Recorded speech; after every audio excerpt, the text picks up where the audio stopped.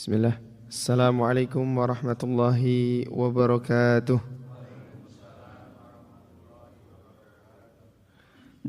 Alhamdulillah. Alhamdulillahi wa kafa. Wa nusalli wa nusallimu ala nabiyil mustafa wa ala alihi wa ashabihi ahlil wafa. Ashhadu an la ilaha illallah wahdah la syarika lah. Wa asyhadu anna Muhammadan abduhu wa rasuluh la nabiyya wa rasula ba'dah. Allahumma anfa'na bima 'allamtana wa 'allimna ma yanfa'una warzuqna 'ilman nafi'an ladzi tanfa'una. Alhamdulillah para jamaah, Bapak Ibu yang insyaallah dirahmati Allah Subhanahu wa taala. Marilah kita senantiasa memanjatkan dan mengungkapkan rasa syukur kita atas segala nikmat yang Allah berikan, sehingga pada kesempatan kali ini kita semua dapat melaksanakan sholat subuh berjamaah dan melanjutkan dengan salah satu ibadah yang sangat mulia yang dikatakan seperti raudhah min riyadil jannah, taman daripada taman-taman surga, yaitu halaqah menuntut ilmu. Kemudian jamaah yang dirahmati Allah, kedua, sholawat serta salam senantiasa kita haturkan kepada junjungan kita, tauladan kita, Nabi kita semua, Nabi Muhammad sallallahu alaihi wasallam, yang karena dakwah dan perjuangan beliau kita semua dapat merasakan nikmat dan indahnya Islam hingga kesempatan kali ini. Para jamaah yang dirahmati Allah Subhanahu wa taala, ya, pada kesempatan kali ini kita akan membahas satu kisah, ya, satu perjalanan langit yang mengubah arah hidup bukan hanya satu orang, bukan hanya Nabiullah Muhammad, tapi mengubah arah hidup bagi umat setelahnya dan umat yang hidup pada zaman Nabi. Ialah peristiwa yang sangat terkenal, bukan hanya peristiwa sejarah, tetapi di dalamnya adalah pembelajaran, pembekalan, bahkan kabar gembira ataupun hadiah, yaitu peristiwa yang kita kenal dengan Isra wal Mi'raj, ya. Ya. Jamaah yang dirahmati Allah, ya, ini sering kita ulangi, kita akan bahas secara ilmiah menurut dalil yang ada dalam Al-Quran dan Sunnah dan pendapat para ulama, ya. Sebelum kita membahas peristiwa Isra Mi'raj, kita harus mengetahui Bapak Ibu yang dirahmati Allah, sejarah yang melatar belakangi peristiwa ini, ya. Ini peristiwa yang luar biasa Bapak Ibu. Kalau kita pahami, sebelum Nabi Allah angkat atau Allah perjalankan, itu Nabi mengalami tahun-tahun yang penuh akan kesedihan. Atau kalau kita baca dalam kitab sejarah, itu disebut dengan Amul Huzn, yaitu tahun kesedihan. Bagaimana tidak Bapak Ibu, ya. Nabi kita Nabi Muhammad sallallahu alaihi wasallam itu dua orang tercinta atau dua orang yang Nabi sayangi wafat. Sinten? Yang pertama adalah istri Nabi, yaitu Khadijah. Yang kedua adalah paman Nabi, yaitu Abu Thalib. Ini adalah dua orang yang sangat Nabi sayangi dan dua orang yang menguatkan dakwah Nabi, bahkan termasuk paling berkontribusi pada awal dakwah Nabi. Khadijah sebagai istri yang menguatkan Nabi, Abu Thalib paman yang melindungi dan senantiasa mendukung dakwah Nabi, ini Allah angkat. Maka menjadi tahun kesedihan. Apakah berhenti di situ Bapak Ibu? Tidak. Ya. Pada tahun 7 sampai 10 Hijriah itu Nabi diboikot. Nah, Bapak Ibu, diboikot itu bukan hanya dihajen itu diboikot, bukan hanya orang dijak ngomong. Ya. Nek kita orang dijak ngomong sak Kabupaten Sleman aja wis menjadi masalah tersendiri. Kenapa? Kita punya harta tapi tidak bisa beli makanan. Kita punya rizki, tidak bisa untuk beli pakaian. Nabi pada tahun ke-7 sampai ke-10 Nabi diboikot di kota Mekah, mengalami persekusi, mengalami hinaan, bahkan tidak jarang mengalami ancaman pembunuhan dan lain sebagainya. Apakah berhenti di situ Bapak Ibu? Tidak. Orang tersayang Nabi sudah wafat. Nabi diboikot, iya. Nabi hijrah. Terus sebelum Nabi hijrah ke Madinah, itu Nabi hijrah ke Taif. Mungkin Bapak Ibu yang pernah haji umrah itu sering mengadakan ziarah ke kota Taif. Ya, jaraknya dari Mekah sekitar 2,5 jam menggunakan bis atau mobil. Taif ini salah satu kota yang sejuk, benar sekali, relatif lebih dingin, sejuk, kemudian terkenal dengan dataran tinggi, dan sahabat yang terkenal di sana salah satunya adalah Abdullah bin Abbas yang terkenal dengan ahli tafsir. Beliau banyak menghabiskan akhir hayatnya tinggal di Taif. Ternyata Bapak Ibu, Taif ini memiliki ikatan sejarah yang dekat dengan Nabi. Ketika sebelum dakwah Nabi ke Madinah, Nabi hijrah ke Taif. Apakah dakwah Nabi di Taif berhasil? Yang tadinya ingin mencari dukungan, ingin mencari tempat berdakwah, ternyata di Taif justru mendapatkan balasan bahkan yang lebih buruk daripada ketika berada di Mekah. Apa balasannya Bapak Ibu? Ketika Nabi di Taif, Nabi dilempari batu, bahkan sebagian menyebutkan sampai dilempari kotoran. Ini ketika Nabi berdakwah di Taif. Ya. Maka kalau kita telaah lagi dan kita pelajari lagi Bapak Ibu, dari sini kita bisa memahami tahun-tahun tersebut adalah tahun-tahun yang sangat berat bagi Nabi. Orang yang Nabi cintai wafat, Nabi diboikot, Nabi hijrah justru mendapatkan balasan yang lebih buruk. Ya. Ketika di Mekah iya, Nabi mengalami banyak sekali ancaman, tetapi nggak ada yang berani. Ya. Kenapa nggak ada yang berani? Nabi dari bangsa yang mulia, Quraisy, ya, ibarat kata mulia. Sebelum mendapatkan kenabian pun Nabi sudah berada dalam kalangan yang mulia, terkenal dengan kejujurannya, dari nasabnya yang mulia, dari keluarganya yang terpandang di bangsa Arab dan lain sebagainya. Maka Bapak Ibu yang dirahmati Allah, ada satu hikmah dari permulaan kisah Isra Mi'raj ini. Apa itu Bapak Ibu? Seringkali pertolongan Allah itu turun ketika sudah berada dalam puncak ujian. Ya, seringkali jalan keluar itu akan tiba ketika cobaan itu sudah berada pada puncaknya. Ya. Yang diperlukan oleh seorang hamba adalah bagaimana dia bertawakal dan bagaimana dia sabar. Ya. Maka Bapak Ibu yang dirahmati Allah, ya, Nabi mengalami cobaan yang besar. Setelah itu apa Bapak Ibu? Ya, Allah hibur Nabi. Allah memberikan kabar gembira kepada Nabi. Allah perjalankan Nabi untuk melihat kedudukannya nanti dan memberikan oleh-oleh bagi Nabi dan juga umatnya. Ya, sebuah syariat yang sangat mulia yang nanti kita akan bahas kisahnya. Ya. Dijelaskan yang dalam cukup terperinci dalam Al-Quran dan juga sunnah hadis. Ya.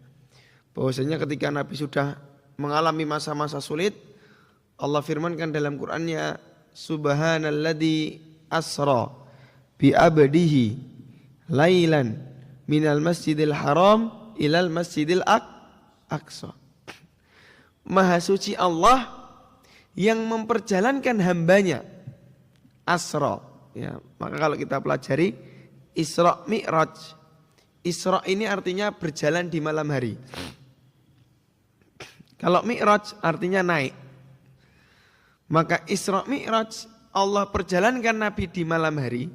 Ya, kisahnya itu Masjidil Aqsa lanjut ting Sidratil Muntaha cuma dalam waktu semalam, balik maneh teng Mekah. Ya. Itu maknanya adalah asra, diperjalankan di malam hari. Mi'raj artinya naik. Maka perjalanan yang terjadi di malam hari dan Nabi itu naik. Ya. Allah berfirman, Maha Suci Allah yang telah memperjalankan Nabi Muhammad bi abdihi. Ya. Yaitu hambanya Muhammad. Maka salah satu gelar tertinggi Nabi itu apa Bapak Ibu? Hamba Allah. Ada sebagian orang yang kecintaannya terhadap Nabi saking besarnya justru menganggap Nabi Tuhan. Wah, ini salah dan berdosa. Mereka lupa ya, bahwasanya gelar tertinggi Nabi yang Allah puji dalam firman-Nya adalah kehambaannya. Ya. Justru karena Nabi itu seorang hamba, ya, itu termasuk gelar yang Allah puji. Ya, Asra, ya, Maha Suci Allah yang memperjalankan hambanya. Di sini Bapak Ibu yang dirahmati Allah, para ulama berselisih pendapat. Makna Asra ini diperjalankan, ya, apakah yang diperjalankan Nabi secara ruh dan jasad atau Nabi melalui mimpi? Nah, mungkin Bapak Ibu sebagian pernah mendengar ada yang mengatakan Isra Mi'raj ini Nabi mimpi. Ya. Tetapi pendapat mayoritas ulama dan yang kita yakini, yang saya yakini pribadi itu adalah Allah tidak memperjalankan Nabi lewat mimpi, tidak. Tetapi Nabi jalan secara ruh dan juga jasad dan secara sadar. Karena dalam Al-Quran itu ada kaidah. Kalau kita memahami Al-Quran itu ada kaidah. Kita tidak boleh mentakwil kalau sudah ada makna yang jelas di dalamnya. Maka dalam bahasa Arab asra itu ya jelas. Seseorang yang jalan di malam hari. Seperti saya bilang misalnya ya. Asra rajulun ila Sleman. Ada sosok lelaki yang jalan ke Sleman. Maka orang Arab kalau dengar ini sudah pasti paham. Dia jalan secara sadar tubuhnya dan juga ruhnya. Enggak ada yang mengatakan asra rajulun ila Sleman.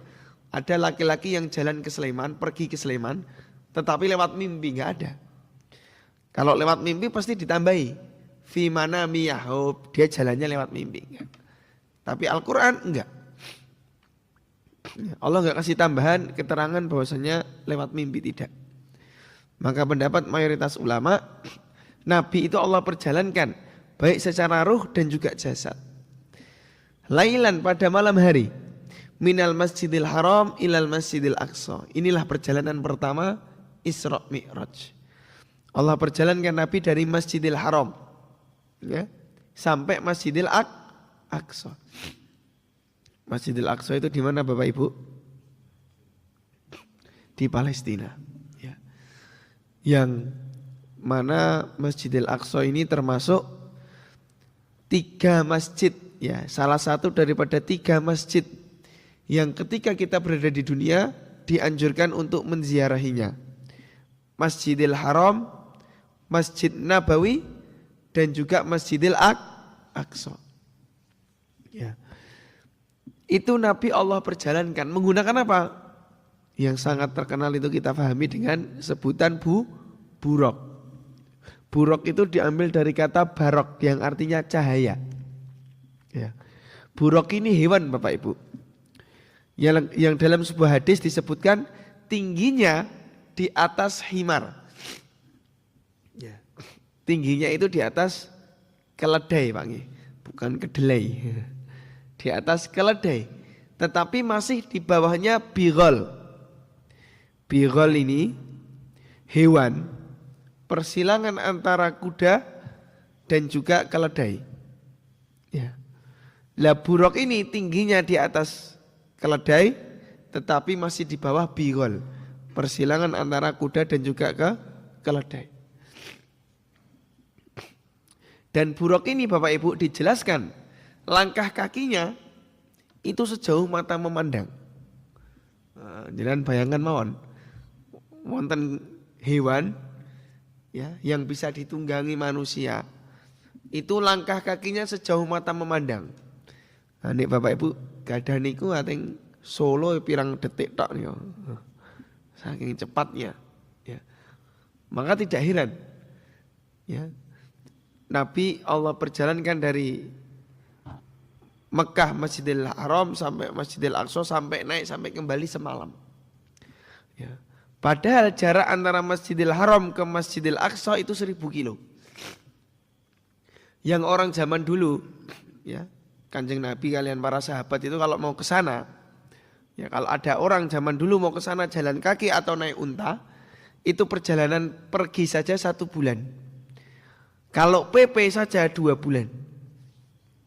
Ya. Ini ditempuh dalam beberapa saat saja. Sesampainya di Masjidil Aqsa, apa yang terjadi Bapak Ibu? Nabi memimpin sholat para nabi yang lain. Ya, dados teng Masjidil Aqsa, Nabi mengimami sholat. Makanya Nabi pernah bersabda, "Ana sayyidul qaum wala fakhar." Saya ini adalah pemimpin para nabi, sayyidul anbiya, wala fakhar, dan tidak ada kebanggaan bagiku atas hal tersebut. Ya. Ini menunjukkan bahwasanya Nabi ini adalah pemimpinnya para nabi. Sekaligus khatamun nabiyyin, penutup daripada risalah kenabian. Dan Nabi mengatakan wala fakhar, tidak ada kebanggaan bagiku. Ya, ini menunjukkan bagaimana Nabi adalah sosok yang sangat tawadhu. Ya. Ya, Nabi mengimami sholat. Kemudian setelah itu, ya, dijelaskan cukup panjang dalam sebuah hadis. Nabi sholat di sana, mengimami para nabi, ketemu dengan nabi yang lain. Setelah itu Nabi naik. Nah, ini kita akan bahas kisahnya secara bertahap. Setelah dari Masjidil Aqsa, Bapak Ibu yang dirahmati Allah, itu Nabi naik bersama dengan Jibril. Ya. Nabi naik bersama dengan Jibril. Maka Allah Subhanahu wa taala berfirman, "Wa laqad ra'ahu nazlatan ukhra inda sidratil muntaha." Ya, indaha jannatul ma'wa. Ya. Wa laqad ra'ahu nazlatan ukhra inda sidratil muntaha. Maka Bapak Ibu yang dirahmati Allah Subhanahu wa taala, Nabi itu menjumpai Jibril dalam wujud aslinya itu hanya 2 kali. Ya. Nabi menjumpai Jibril dalam bentuk aslinya itu hanya 2 kali. Sisanya Nabi menjumpai Jibril dalam wujud yang lain, manusia salah satunya. Ya. Maka ada seorang sahabat, ini saya sempat tulis di sini. Salah seorang sahabat yang terkenal, Abdullah bin Ibnul Maktum kalau nggak salah nih, salah seorang sahabat yang terkenal sebagai muadzinnya Nabi. Ternyata dia adalah Jibril. Dan juga dalam kesempatan yang lain, Jibril pernah menyerupai sosok laki-laki yang tidak dikenal sama sekali oleh para sahabat pada kala itu. Menanyakan tentang Islam, iman, dan juga ihsan. Sehingga pada pertanyaan akhir kemudian Nabi menjelaskan, dia adalah Jibril yang datang untuk mengajarkan agama kalian. Ya. Ya. Kemudian Bapak Ibu yang dirahmati Allah, Nabi naik. Ya, saya jelaskan hadis yang cukup panjang. Tsumma araja bina ila sama. Ya, kemudian Nabi Muhammad SAW naik bersama dengan Jibril. Setelah dari Masjidil Aqsa naik ke 7 lapisan langit. Di setiap lapisan langit menemui sosok Nabi, dan nanti hingga sampailah di Sidratil Muntaha. Kenapa dinamakan Sidratil Muntaha Bapak Ibu? Muntaha itu artinya pun puncak. Ya, sudah pun puncak. Tsumma araja bina ila sama. Kemudian naiklah Jibril bersama dengan Nabi ke langit. Fastaftah Jibril, ya. Kemudian Jibril mengetuk atau membukakan pintu. Kemudian dikatakan man anta. Ditanya oleh penduduk langit pertama. Ditanya siapa kamu? Dijawab saya Jibril. Ditanya lagi kamu bareng siapa? Waman ma'ak. Kamu bareng siapa? Sama Jibril dibalas bareng Muhammad. Ya. Kemudian ditanya oleh penjaga langit pertama. Qad bu'itsa ilaihi. Ya, apakah dia Nabi Muhammad sudah diutus? Kata Jibril, qad bu'itsa ilaihi. Iya, Muhammad sudah diutus. Fa futiha lana fa idza bi Adam farahaba bi wa da'ali bi khair. Dibukakanlah pintu pertama bagi Nabi Muhammad dan juga Jibril. Ternyata yang membuka adalah Nabiullah Adam. Ya. Hadis ini menunjukkan para nabi yang sudah wafat itu tidak mengetahui hal yang gaib. Ya. Para nabi yang sudah wafat itu tidak mengetahui hal yang gaib. Kenapa? Ya. Bahkan juga ada yang dari hadis ini mengatakan para malaikat pun yang tinggal di langit itu sebagian ya tidak menyeluruh. Ada hal yang malaikat mengetahui, yang menuliskan takdir dan lain sebagainya. Itu juga tidak mengetahui hal yang gaib. Maka ada takdir Allah yang benar-benar menjadi rahasia. Ya, termasuk para nabi. Ya, afwan yang dijelaskan di konteks ini adalah nabi. Para nabi itu tahu. Nabi terakhir itu datang dari bangsa Arab, dari bangsa Quraisy, namanya Muhammad, tahu. Tetapi nggak tahu kapan pastinya Muhammad ini diutus. Ya. Para nabi tahu nanti akan datang nabi di akhir zaman, yaitu Nabi Muhammad yang namanya Muhammad dari bangsa Quraisy. Tetapi para nabi tidak tahu kapan Muhammad ini diutus. Maka kenapa disebutkan nabi akhir zaman? Karena salah satu tanda kiamat itu adalah dengan diutusnya Nabi Muhammad. Ini permulaan sejak 1400 tahun yang lalu. Kemudian naik lagi. Tsumma araja bina ila sama'i tsaniyah. Kemudian Jibril dan Nabi Muhammad naik ke langit yang kedua. Ditanya oleh penjaga pintu langit kedua, "Man anta?" Siapa kamu? Jibril. "Wa man ma'ak?" Dan kamu bareng siapa? Muhammad. "Qad bu'itsa ilaihi." Apakah dia sudah diutus?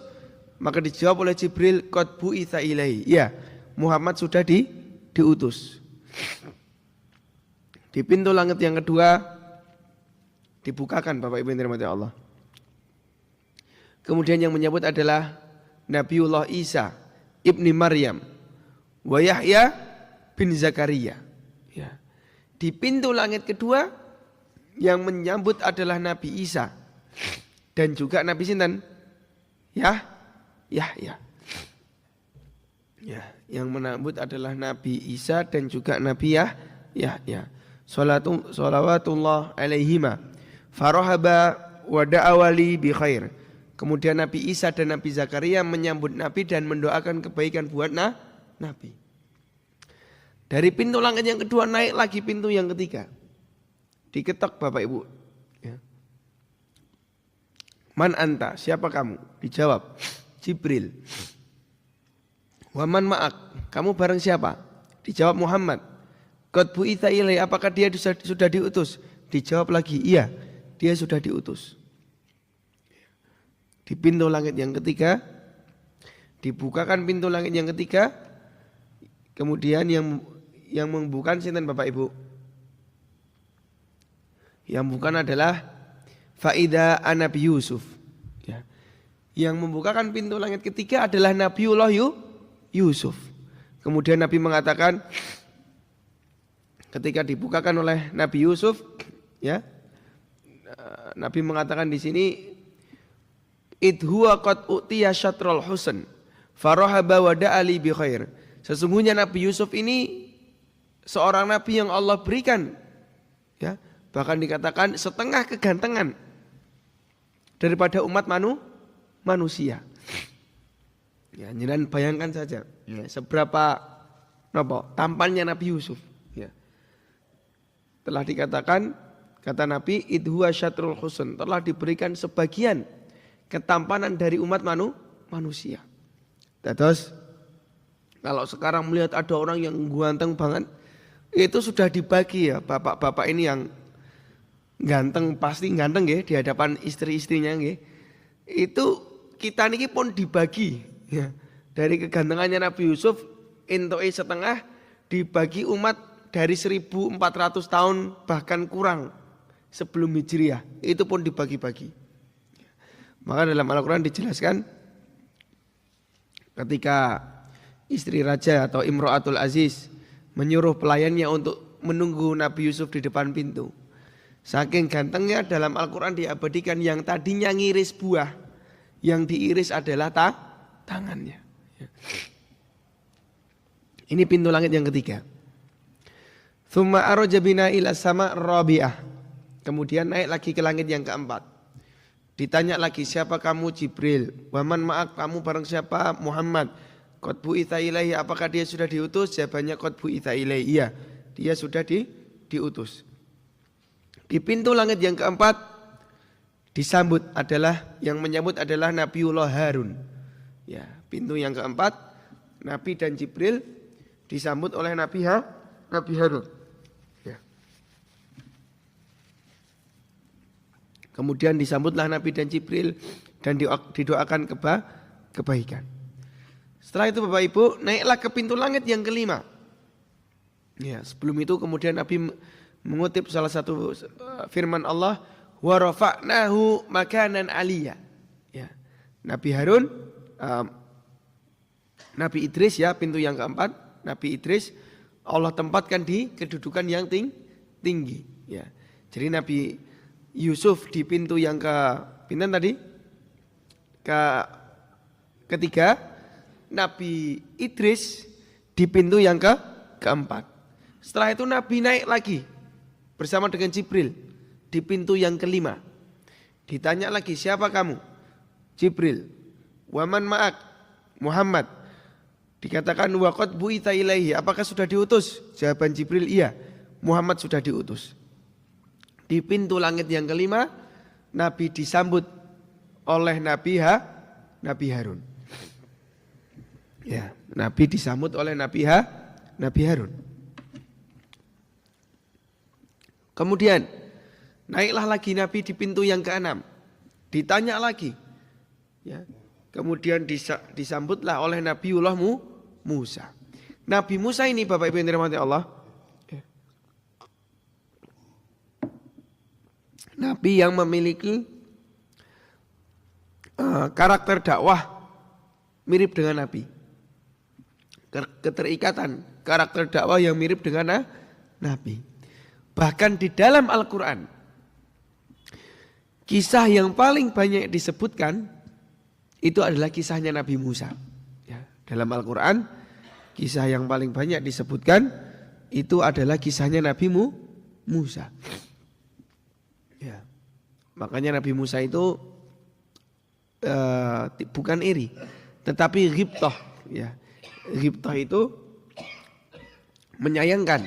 Ya, menyayangkan ada kebaikan yang tidak bisa diperoleh oleh Nabi Musa, tapi diperoleh oleh Nabi Muhammad. Ya, sebagaimana dikatakan akan datang seorang pemuda ya, yang dakwahnya tidak selama dakwahku, tetapi umatnya sangat banyak, yaitu Nabi Muhammad. Setelah ke pintu ke-6 ke Nabi Musa, naiklah Nabi ke pintu yang ke-7, ditanya sebagaimana pertanyaan-pertanyaan sebelumnya, dan yang membukakan di pintu langit yang ke-7 adalah Nabi Ibrahim. Ya, pintu langit yang ke-7 adalah Nabi Ibrahim. Nah. Setelah sampai di pintu langit yang ke-7, ya, kemudian Nabi apa Bapak Ibu? Bersandar pundaknya di Baitul Ma'mur. Sebagian ulama mengatakan Baitul Ma'mur ini adalah kiblat yang berada di langit. Ya. Sebagian mengatakan Baitul Ma'mur adalah kiblat yang berada di langit. Kemudian Nabi Muhammad sallallahu alaihi wasallam, "Tsumma dhahaba bi ila sidratil muntaha." Jibril membawa Nabi ke Sidratil Muntaha, di puncak tertinggi, ya, ketemu dengan Allah Jalla wa ala. Ya. Sampainya di sana, ya. Setelah tadi kisahnya Nabi itu mengalami tahun-tahun yang penuh kesedihan, orang tercintanya wafat, Nabi diboikot, Nabi hijrah ke Taif mendapatkan balasan yang sangat buruk. Ya. Allah menghibur Nabi dengan perjalanan ke Masjidil Aqsa, ketemu dengan para nabi ngimami, kemudian ke langit, ya, hingga diperlihatkan surga, diperlihatkan kedudukan para nabi ketika sudah menyelesaikan dakwahnya, ya, untuk menghibur Nabi. Dan Allah memberikan oleh-oleh, ya. Maka oleh-oleh yang Allah berikan kepada Nabi itu sejatinya sampai sekarang hingga nanti seterusnya, sampai kita menemui ajal kita masing-masing, adalah sebaik-baik solusi yang Allah berikan kepada kita. Allah tidak memberikan oleh-oleh kepada nabinya uang yang tidak ada serinya. Ngene mboten. Kan Kanjeng Nabi nek Sidratul Muntaha ora disangoni duit cek sik ra nek serine. Maka itu bukan solusi. Allah juga tidak memberikan oleh-oleh kepada Nabi di Sidratul Muntaha berupa jabatan, tidak. Allah juga tidak memberikan oleh-oleh kepada Nabi berupa status sosial yang tinggi, tidak. Tidak harta, tidak benda, tidak apapun yang Nabi bawa, melainkan sebuah syariat yang sangat mulia, melainkan sebuah bekal, tempat istirahat, tempat jeda, tempat untuk memecah seluruh masalah yang ada di muka bumi, yaitu sholat. Allah memberikan oleh-oleh, memberikan hadiah kepada Nabi dan umatnya sholat sehari semalam berapa kali? 50 kali Bapak Ibu. Sebelum 5 kali ini, dulu pertama kali 50 kali. 50 waktu dalam sehari semalam. Kira-kira Bapak Ibu termasuk saya, kita semua ini, ya, kalau sehari semalam itu sholatnya 50 waktu pripun? Pripun Pak? Sehari semalam ya 24 jam itu sholatnya 50 waktu pripun? Sakit mboten? Mboten sakit badminton Pak nggih. Mboten sakit. Mboten sakit apa? Teng pasar, mboten sakit jalan-jalan. Kemudian Nabi Muhammad turun. Ya. Dari Sidratil Muntaha Allah memberikan hadiah, memberikan oleh-oleh, memberikan bekal berupa kewajiban bagi Kanjeng Nabi dan umatnya sholat sehari semalam 50 waktu. Fanazaltu ila Musa. Ya. Kemudian Nabi Muhammad itu turun ke Nabi Musa. Ya. Sama Nabi Musa ditanya, "Wahai Muhammad, ma farada rabbuka ala ummatika?" Apa yang Rabbmu wajibkan atasmu? Kata Nabi napa? Kultu, kata Nabi, khamsina sholatan. Ya. Sebelum itu di Sidratul Muntaha ada yang lewat, Nabi mewajibkan sehari semalam 50 waktu. Kemudian turun ke Nabi Musa ditanya, apa yang Rabbmu wajibkan untuk umatmu? Kata Nabi Muhammad, sehari semalam 50 waktu. Kata Nabi Musa apa? Irji ila rabbik. Ya. Kembalilah ke Rabbmu. Fas'alhu takhfif, mintalah keringanan. Takhfif itu keringanan, takhfif itu diskon. Mintalah keringanan. Fa inna ummataka la yutikuna dzalika fa inni qad balautu bani Israil wa khabirtuhum. Sesungguhnya umatmu ora bakal mampu sehari semalam salat ping 50. Karena saya sudah mencobanya, sudah berjuang luar biasa dan Bani Israel tidak ada yang mampu. Maka salah satu umatnya Nabi Muhammad kan dulu umatnya Nabi Musa, yaitu Bani Israel. Kembalilah Nabi ke Sidratil Muntaha. Ya. Bertemu dengan Allah Jalla wa Ala. Kemudian Nabi Muhammad meminta kepada Rabbnya, ya, untuk diberikan keringanan. Faraja'tu Rabbi faqultu ya Rabb, wahai Tuhan kami, khafif ala ummati. berikanlah keringanan untuk umatku. Ya. Kemudian Nabi mengatakan fakhatta anni khamsan. Allah memberikan keringanan diskon 5. Masih berapa, Pak? 45. Sik tadine ping 50 sedina sewengi dadi 45. Kemudian Nabi kembali ke Nabi Musa. Ditanya lagi. Faraja'tu ila Musa. Tanya sama Musa, berapa sekarang? Kata Nabi Muhammad, hatta anni khamsan. Allah memberikan keringanan bagi umatku 5. Sisa 45. Kata Nabi Musa, inna ummataka la yutikuna dzalik. Umatmu ora bakal mampu salat sedina sewengi ping 45. Irji ila rabbik, kembalilah ke Tuhanmu. Mintalah keringanan. Ya. Falam azil arji baina rabbi tabaraka wa ta'ala. Kanjeng Nabi bolak-balik, Pak. Bolak-balik 5, 45 jadi 40 jadi 35. Wah, bolak-balik. Sampai pada akhirnya Allah memberikan ya Muhammad, wahai Muhammad, innahunna khamsu shalawatin kulla yaumin wa lailatin likulli sholatin ashrun. Udah. Sekarang aku wajibkan bagi umatmu sehari semalam sholat 5 waktu saja. Tadi ini 50, tadi peng 5. Setiap sholat ini bernilai 10. Jadi sholatnya cuma 5 kali tapi seperti sholat 50 kali. Kemudian Nabi kembali ke Nabi Musa. Ya. Kemudian apa yang dikatakan Nabi Musa? Ya. Irji ila rabbik. Baliyo meneh ning, kembalilah lagi, pulanglah lagi Nabi Muhammad ke Tuhanmu. Ya, mintalah keringanan karena umatmu juga masih belum mampu. Ya.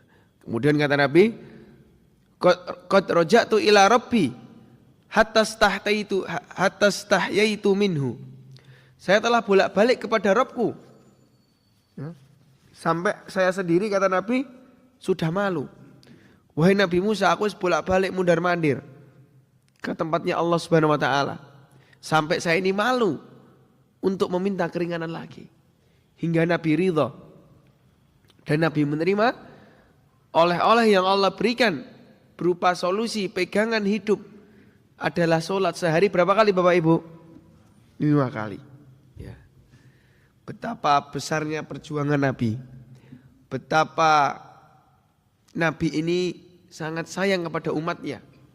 Hingga yang tadinya 50 waktu sisa 5. Dan 5 sholat ini Bapak Ibu bukan sekedar kewajiban. Bukan sekedar penggugur kewajiban. Bukan sekedar hanya gerakan ibadah, tidak. Lebih dari itu. Sejarah Isra Mi'raj ini menandakan sholat adalah solusi. Ya. Ketika Nabi diuji dengan ujian yang besar, Allah tidak berikan duit yang tidak ada serinya. Allah tidak berikan kendaraan yang begitu banyak. Allah tidak berikan pangkat ataupun status sosial, tidak sama sekali. Yang Allah berikan berupa sholat. Maka sholat sehari 5 kali. Itu sebetulnya bagian kita untuk jeda. Untuk berhenti sejenak. Bahkan untuk istirahat dari lelahnya dunia. Ya. Saya yakin kita semua Bapak Ibu yang dirahmati Allah memiliki kelelahan masing-masing. Ya. Memiliki cobaan masing-masing. Ya. Dan setiap cobaan yang Allah berikan kepada kita solusinya sama. Terletak pada sholat. Ya. Berapa banyak kalau kita pelajari kisah para sahabat. Ya. Sholat itu benar-benar menjadi sumber solusi hidup. Ya. Zaman dulu tidak ada bius. Dicabut anak panah yang nempel di betisnya ketika sholat. Bahkan Nabi ketika sama Bilal istirahatnya sholat. Ya. Maka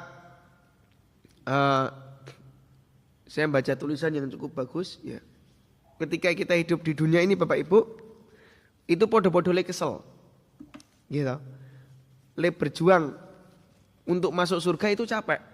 Gini mboten? Kita sabar bangun subuh. Gitu Pak. Butuh perjuangan. Apalagi subuhnya nek maju. Ya. Gitu. Apalagi subuhane wong teng pundi? Teng Jepang, gitu. Subuhane jam jam loro gitu. Setengah loro, jam 1 ya. Betapa berjuangnya orang untuk bangun subuh saja kita semua ini butuh perjuangan. Bentar lagi Ramadan, mundur lagi sahur. Gitu. Tidurnya malam, bangunnya awal.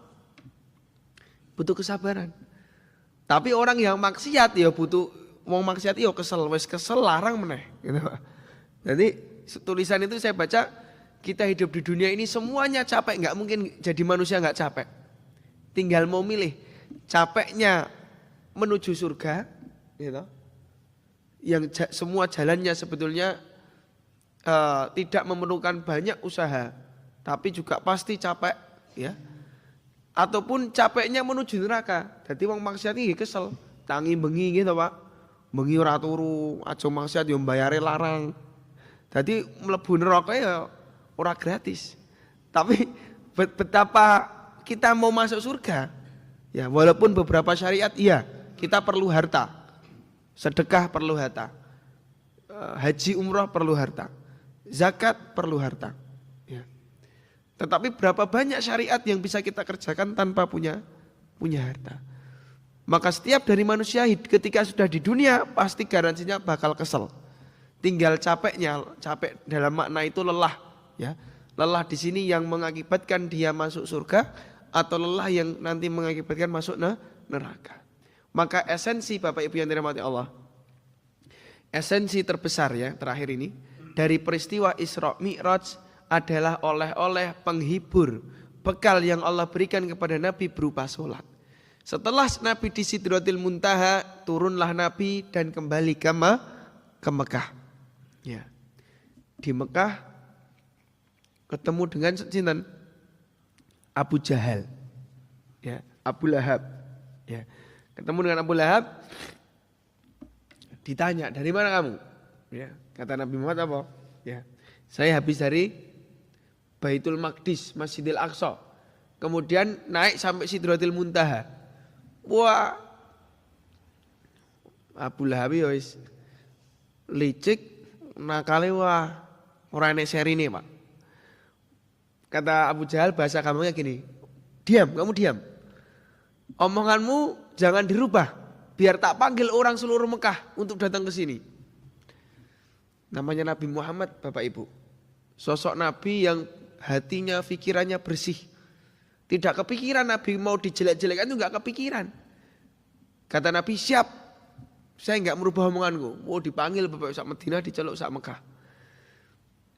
Niatnya Abu Jahal ini apa? Niatnya Abu Lahab ini supaya penduduk satu Mekah semakin mengolok-olok Nabi, menjelek-jelekkan Nabi, bahkan mendustakan Nabi. Dan ini terjadi. Ya.